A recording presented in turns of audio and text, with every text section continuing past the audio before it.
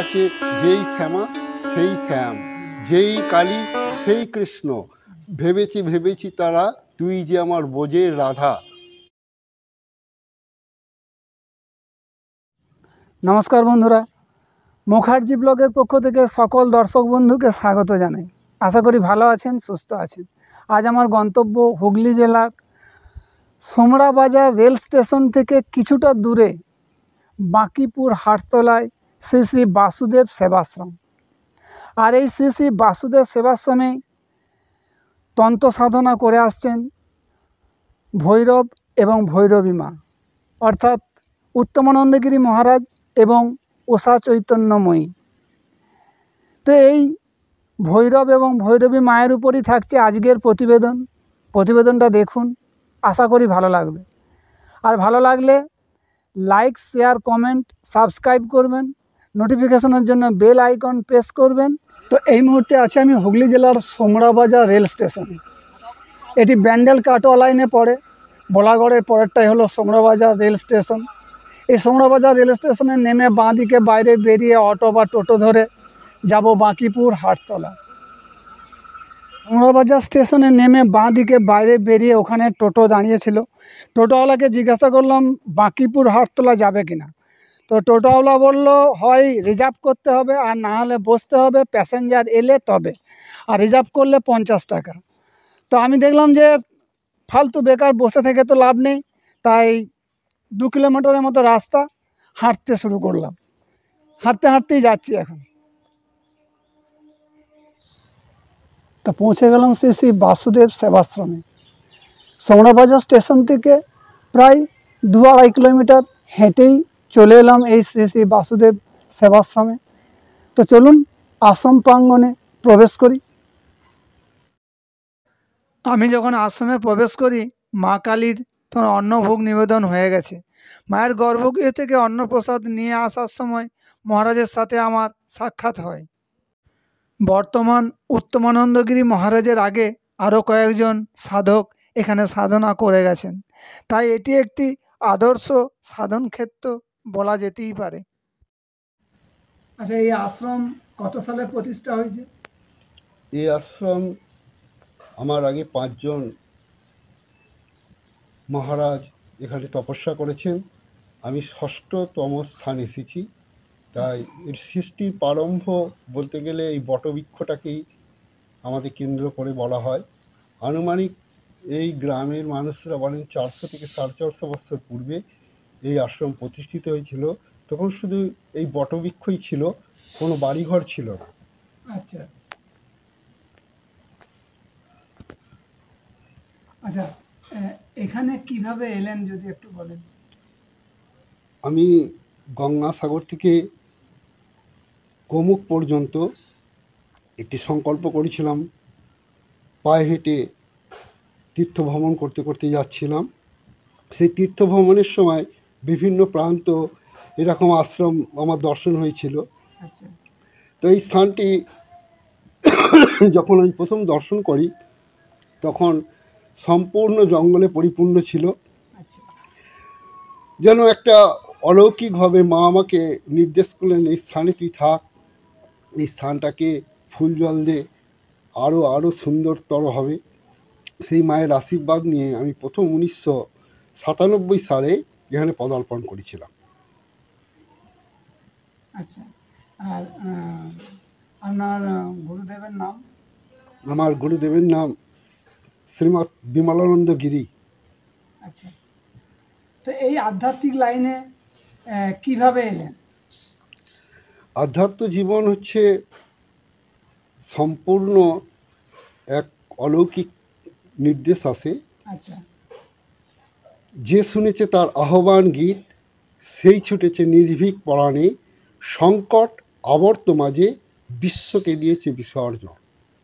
প্রকৃত যদি তার মধ্যে আধ্যাত্ম জ্ঞান আসে, তখন সে তার মধ্যে আমাদের যে ষটচক্র আছে, মূলাধার, স্বাধিষ্ঠান, মণিপুর, বিশুদ্ধ আজ্ঞা, সহস্রধার এবং অষ্টাঙ্গ ক্রিয়া যদি ঠিকভাবে করে, সে অটোমেটিক ভগবানের নির্দেশ পাবে এবং আধ্যাত্ম পথে সে ধীরে ধীরে বিচরণ শুরু করবে এবং অবশেষে সেই আধ্যাত্মের যে পিপাসা, সেই পিপাসা সম্পূর্ণ হবে। আমি শুনেছি আপনি বরানগরের মহামিলন মঠ থেকে ওখানে ছিলেন বা ওখান থেকে দীক্ষা নিয়েছেন।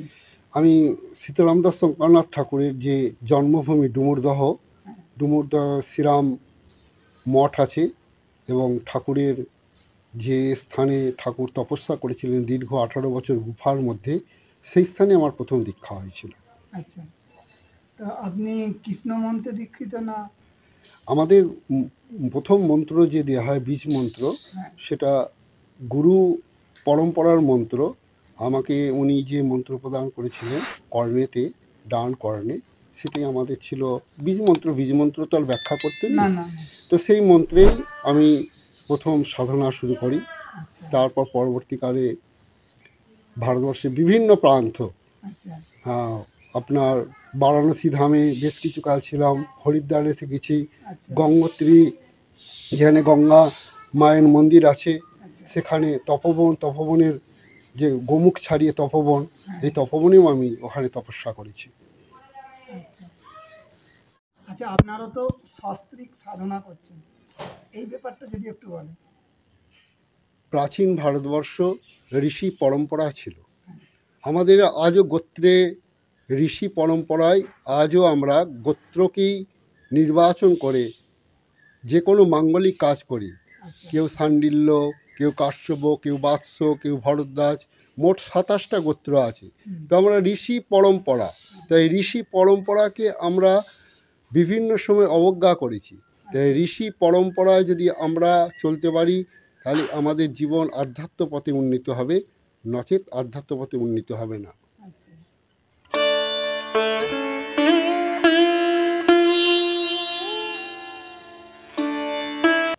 আচ্ছা, বেদিতে তো মাকে দেখছি মায়ের নীল বর্ণ, কেন? মা, আমরা সাধারণত মাকে পূজা করি, দক্ষিণা কালী রূপে যে মূর্তিটা হয় সেটি কালোও থাকে। আর যারা আধ্যাত্ম সাধনা করছে, যারা সিদ্ধ যোগী হতে চান বা পঞ্চমুণ্ডী আসনে সাধনা করছেন, তারা এই নীল বর্ণ অর্থাৎ মেঘের যে বর্ণ, সেই বর্ণটায় রূপকে কল্পনা করে ধ্যান করেন, এবং সেই ধ্যানের রূপটাই হচ্ছে মায়ের এই রূপ। আচ্ছা আচ্ছা, আর এই মায়ের মন্দিরটা নতুন বানাচ্ছে। হ্যাঁ, আগে আগে আমাদের ওই বট গাছের নিচেই যে সাধুরা তপস্যা করেছেন, 5 জন সাধু, ওনারা ওখানেই পূজা করতেন। পরবর্তীকালে মায়ের নির্দেশেই এই মন্দির স্থাপন করা হয়। 2018 সালেতে আমরা ভিত স্থাপন করি, ধীরে ধীরে ঢালাই হয়েছে। ঢালাইয়ের পর আস্তে আস্তে প্লাস্টার সম্পূর্ণ কমপ্লিট হতে আমাদের 2025 সালের 8ই ফেব্রুয়ারি আমরা এই মন্দিরের দ্বার উদ্ঘাটন করেছি। আর এই তো দেখলাম জগন্নাথ, বলরাম, সুভদ্রা, এদিকে রাধা কৃষ্ণ, এইসব বিগ্রহ কোথা থেকে নিয়ে আসছেন? আমরা যে তপস্যা করছি এটি আমারই সবই পূজিত বিগ্রহ। আমি যখন পুরীধামে গিয়েছিলাম, সেখানের পাণ্ডারা এই জগন্নাথ, বলরাম, সুভদ্রা দিয়েছিলেন, এবং রামচন্দ্র পরিবার রয়েছে। ভগবান কৃষ্ণ আমার আরাধ্য দেবতা, এই ভগবানকেই আমি পূজা করতাম। ভগবান এবং মায়ের কোনো তফাৎ নেই। আমাদের শাস্ত্রে আছে জগন্নাথকে সম্পূর্ণ যে শ্রীযন্ত্রে বসানো হয় সেটি হচ্ছে আমাদের তারা রূপ থাকে, আর মহাকালী রূপ হচ্ছে জগন্নাথ, আর তারা রূপ হচ্ছে আপনার বলরাম, আর সুভদ্রা হচ্ছে ভৈরবী। তাহলে আমরা যে বৈষ্ণব জীবন কাটাচ্ছি, অনেকেই বলে আমরা বৈষ্ণব, কিন্তু বৈষ্ণব তত্ত্বের সম্পূর্ণ তন্ত্রোক্ত আছে। সেখানে কালীরই রূপ জগন্নাথ, এবং স্বয়ং উগ্র তারা রূপ হচ্ছে বলভদ্র, আর স্বয়ং ভুবনেশ্বরী রূপ হচ্ছে সুভদ্রা। এটি আমাদের আদি মহাদেব। এই মহাদেব ভূমির ওপরে প্রতিষ্ঠিত আছেন। আমাদের তারকেশ্বর যে শিবলিঙ্গ আছে, ঠিক এইভাবেই প্রতিষ্ঠিত করা আছে তারকেশ্বর মহাদেবকে, যেন ভূমি থেকে উনি উত্থাপন হয়েছেন। আর এটি হচ্ছে আদি মা, বহু প্রাচীন কাল থেকেই এটি পূজিত হয়ে আসছে। আমার আগে 5 জন সাধু ভেনাকে পূজা করেছে। আমারও সৌভাগ্য হচ্ছে, আমি নিত্য ফুল জল দিচ্ছি। আর এইটি ছিল আদি মন্দির। পরবর্তীকালে ধীরে ধীরে ওগুলো গড়েছে। এখানে আমার আগে যেসব সাধু সন্তরা ছিলেন তারা এটাকেই কেন্দ্র করে জপ ধ্যান পুজো পাঠ করে গেছে। আর এখানে যাকে সচল মহাদেব বলা হয়, যিনি কাশী বিশ্বনাথে মন্দিরেতে অবস্থান করতেন, জলের ডুবকি দিয়ে তিনি ঘন্টার পর ঘন্টা সাধনায় নিমগ্ন থাকতেন, সেই তৈলঙ্গ মহাপুরুষ যাকে সচল শিব বলা হয়। বৈষ্ণবরা অনেক সময় নিজেদের বর্তমান যুগে যেসব বৈষ্ণবরা দেখছি, এনারা কৃষ্ণ কালীকে বিভেদ করে ফেলেছে। এনাদের কাছে মহাদেব দেবতা হয়ে গেছে, কৃষ্ণ ভগবান হয়ে গেছে। কিন্তু সমুদ্র মন্থনে আমরা কি দেখেছি? হলাহল পান করলেন সমগ্র জীব সত্তাকে রক্ষা করার জন্যে, এবং সেই জীবসত্তাকে রক্ষা করার জন্য তিনি বিষ পান করে নীলকণ্ঠ মহাদেব হলেন ও জগৎকে ধারণ করলেন। তাকে আমরা কি করছি না, আমরা অবজ্ঞা রাস্তায় নিয়ে যাচ্ছি।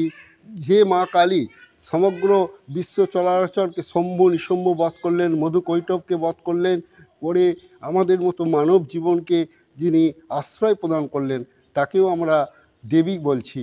কিন্তু সেখানে শাস্ত্রে আছে যেই শ্যামা সেই শ্যাম, যেই কালী সেই কৃষ্ণ, ভেবেছি তারা তুই যে আমার বোঝের রাধা।